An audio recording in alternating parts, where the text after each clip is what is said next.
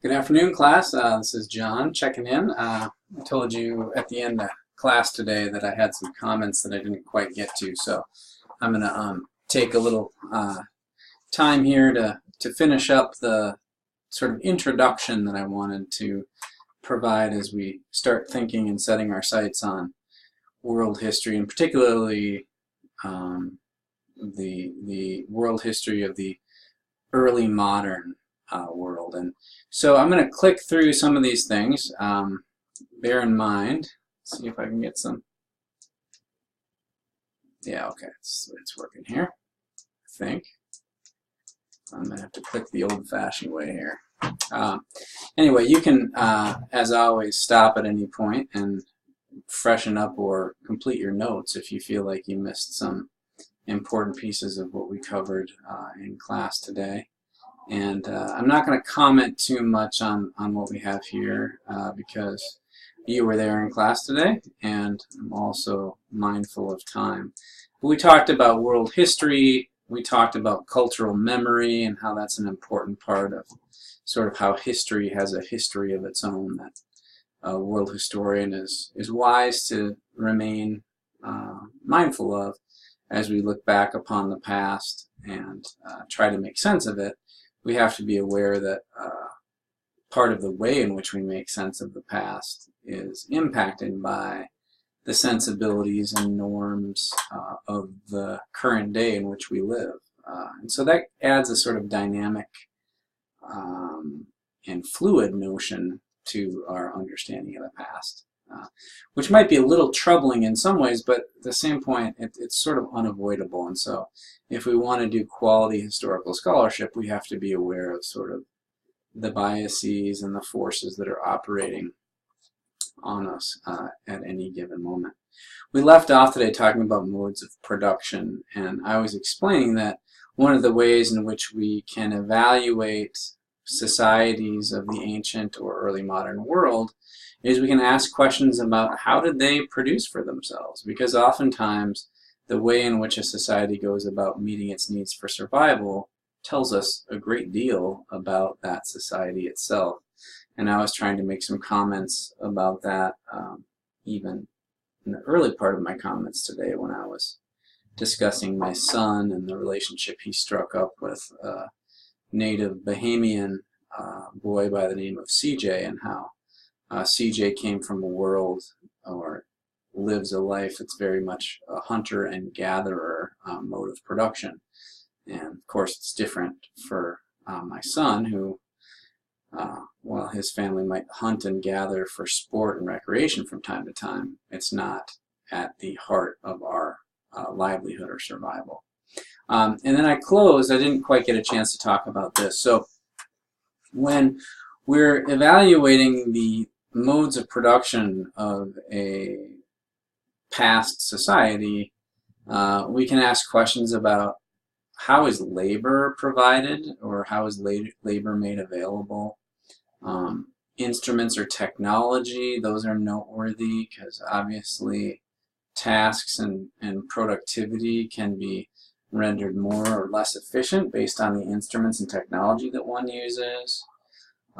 Raw material, does that society have easy access to, say, rich soils? Those would be like a natural resource. Is there abundant timber? What is water like? Is there a ready supply of fresh water? Is water a source of energy? Does that society have access to valuable minerals or useful minerals? Things like nickel or gold or copper or silver. Questions like that. And so that also is, those are important, an important line of questioning. And finally, closely related to modes of production are relations of production, because societies oftentimes model a predictable pattern of opportunity that is granted to different members or different social groups within a society. Sometimes relations of production are determined by gender roles. In a hunter-gatherer society, oftentimes Men tend to the hunting, women have tended to the gathering. The relations of production of 21st century society, at least in the United States, we'd see that there's quite a bit greater gender equality in the workforce, but it's also still quite curious that women, by and large, still achieve relative to men based on completing the same work. So these questions of relations of production are also noteworthy. I mean, we can apply these concepts to a society and reach some really useful conclusions about how that society is put together. So these, again, are terms that will help us sort of understand a little bit. This term is a really important one for us, too. Historians make quite a bit of this concept of civilization, and civilization has become something of a charged or even controversial term in some quarters of academia. But from a historical standpoint, historians are usually using the term civilization or civilized society to refer to societies that have certain aspects of development. And this will probably make more sense as I give you some specific components of civilization. So the first thing is all civilizations are societies, but not all societies are civilizations. So our course is going to focus largely on civilized societies or civilizations. But there are numerous societies even today. I'm thinking of some native societies like in the Inuit or Eskimo tribal societies of the North that don't have many characteristics of this quote-unquote civilization. So let's go through them. First off, civilizations for most historians are societies that practice some sort of writing. That's pretty straightforward. And it's important because writing provides numerous advantages of efficiency for a society. The ability to record and maintain information and knowledge so that it can be passed on quite easily to the next generation. Knowledge that can be easily shared because it's recorded in a written format. There's all sorts of benefits that come from a society that has the capability of writing. Civilizations also tend to have various forms of artistic expression. And you'll see in this picture next to us, or next to these words, this is a depiction of Mayan society. And the Maya, pardon me, were a very accomplished, very sophisticated civilization in Mesoamerica, meaning Middle America, where modern-day Mexico is located. And they had a several centuries reign from roughly 200 current era to about 1000 current era. And anyway, their arts were partly evident in their dress. You can see here we have a Mayan king who's decked in quetzal feathers and all sorts of gold and sort of finery that is really setting him apart in a pretty majestic way. Similarly, we see some art in the architecture, these temple buildings that you see in the far right of this image, just to name a few examples of art. Typically, civilizations have or civilized societies have an apparent religious practice, or I should say religious tradition, oftentimes that applies to most or all of the members of that society, and that gives a certain cultural form and structure to the society as a whole. It's not the only thing, but it's a part of what gives that definition to society. Also, civilized societies tend to have material expression, so that may seem weird, but what we mean by material is there's a built environment. It's a society that leaves traces in its wake, meaning You see buildings, you see roads, you see walls, you see bridges. It's material. It consists of matter. If you were to look at tribes in places like Papua New Guinea, or if you were to look at the example of the Plains Indians of the modern day Dakotas and Wyoming, there's not much evidence, material evidence, of their existence, because they practiced a fairly, you could say, biodegradable technology. Their homes were temporary teepees that decomposed over time.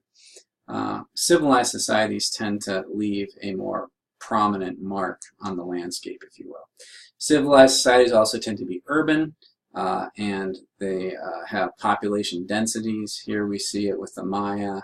Even though some of these Mayan city-states were first and foremost ceremonial centers, they added quite a bit of, they brought people together for those ceremonial celebrations, and they served as a marketplace and center both religiously and economically, so they can be thought of as urban. Political and military structures, that's what an important part of this civilization, what makes up a civilized society. And then finally, social structures. Civilized societies tend to make pretty powerful statements about how certain social groups matter and maybe how other social groups don't matter. And sometimes this is done through gender. Many civilized societies have created patriarchal systems where the suggestion, both subtle and not so subtle, is that men matter more than women. Other social structures are sometimes made based on race. There might be a slave social group versus a free social group. There are sometimes social distinctions made by education, those who can write, those who can read versus those who can't, so on and so forth. You get it. But before I move forward, I want to point out there's a nice mnemonic device for remembering these 7 traits of civilization. And if you look at those green words, they spell, the first letter of each word that's highlighted in green spells warm-ups. And so I oftentimes use that to help jog my memory as to the 7 traits of civilization. That might serve you well too. So there you go. All right. So cosmology, in ancient world history, we were studying societies that were really developing fairly complex belief systems. And so out of this, another way of saying belief systems is we could say, for what this means to a lot of us is like religions, some of the first world religions. And one of the ways that we broke this down, and again, it's useful because when we talk about, as we will, different civilized societies, we'll notice that many of them have a fairly established belief system. And belief system for our course last quarter, we thought of it on 3 different levels. And the first level is cosmology. And I've put after cosmology this simple phrase of unseen beliefs because that kind of helps me keep straight what we mean by cosmology. So most belief systems, most religions, and world religions, as we spoke about a lot last quarter, are based upon a worldview where people think about the nature of the cosmos around them. And so, for example, I put in this, this image to the left a fairly prominent concept of the cosmos of early Christians. And I mean this in the sense that when folks like Galileo and Tycho Brahe and Copernicus, Nicholas Copernicus, when they were putting forth about 400 years ago a more scientific understanding of how the Earth was situated in the universe as a whole, they found themselves coming into conflict with the established Christian church of their time, which had established a cosmology of the Earth as being at the center of the universe. And this drawing is sort of an explanation of some of the earliest cosmology of the church. And this is important because, and this goes well beyond just Christianity, but most faiths, most religious or faith traditions have a cosmology that goes with them. And it's worth noting that we don't really get to see the cosmology. The cosmology is sort of what the individual holds in his or her mind about the nature of the universe and the cosmos as they are put together. And so within Christianity, for example, there's oftentimes a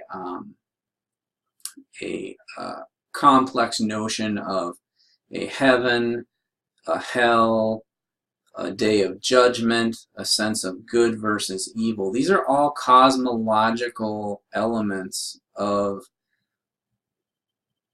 and granted, not all Christians believe exactly the same way, but a common cosmology within Christianity incorporates those aspects. I put this note here just this morning on NPR. There was a special Studio 1A episode on hell and the notion of hell and how different Christians, sort of diverse Christians, regard the concept and notion of hell somewhat differently, because it raises all sorts of theological questions. This is an element of Christian cosmology. It's worth noting the Hindu tradition, the Islamic tradition, the Taoist tradition, the Buddhist tradition, they all have cosmologies as well. But it's worth noting that they are not visual. We don't see them. They are oftentimes in the minds of the believer within that belief tradition. Okay? And here I've put into a little bit more specific words how we might define cosmology, how people interpret the universal relationship between human society and the natural world around them, and make sense of their unique social and political worlds. Let me also include, since my picture here is probably blocking out this last comment, it often serves to explain where the people come from and where they might be going. So oftentimes a cosmology will include sort of a creation narrative, a story of where people came from, and also where they might be going if that belief tradition has something regarding an afterlife. Okay, so that's cosmology. The second layer or level of belief systems is the religion itself. And for the purposes of our world history course, we're going to be using religion to refer to the observable practices of a belief tradition. Okay, so you'll see here in this image I guess we'd call this sort of an ecumenical, a mix of all different belief systems. And here this diagram is showing how people pray. And of course, praying, while it's oftentimes done in private, it is actually observable behavior. It has a physical expression to it. So when we use the phrase religion, we're talking about the practices that are rooted in the individual or the community of faith or the community of believers with regard to a belief tradition. And usually the religion, the overt expression of one's belief system, it's based on unseen forces, but religion is kind of what we see when we see people going to houses of worship. We see them maybe waving palm fronds on Palm Sunday. In the Islamic tradition, we see people bowing down 5 times a day and facing Mecca. Similarly, in the Islamic tradition, we see people making the Hajj, or the annual pilgrimage to Mecca to visit the Kaaba, so on and so forth. These are religious and observable expressions of one's inward belief. And this last statement says, religion sometimes influences a society's social and political systems by legitimizing those hierarchies, meaning sometimes the lines between religion and then power and order within a society become blurred, and that will probably become a little more evident on this next slide. Finally, we have ideology. So cosmology, religion, and ideology. Ideology can be, belief can reinforce the ideology the belief traditions of a society can reinforce the ideology, which is sort of the structure of a society that sometimes leans on religion to lend it strength and power. And here you have, this is Pope Leo crowning Charlemagne, the great Frankish king of, here we are, I think about 800, the year 800 Common Era. And this was a powerful moment because we had the Catholic Church crowning the earthly Frankish king Charlemagne, and there was a mix of power. The sacred power of the church was being used to anoint the earthly or temporal power of the Frankish king. And that's a pretty fitting example of how ideology and religion can sometimes reinforce one another. So ideology is a framework of values that gives meaning to the social and political order. So if all members of a society accept that the order of that society is just because of certain values that have been used to arrive at that order, then it's quite possible that that order can be more durable and more lasting.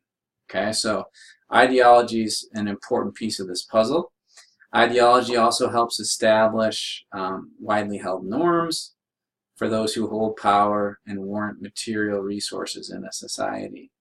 I may very well, in the day or two to come, ask you, what are the ways in which these forces operate together within 21st American society? Because we live in a society that is hierarchical. Some people have more power, more social,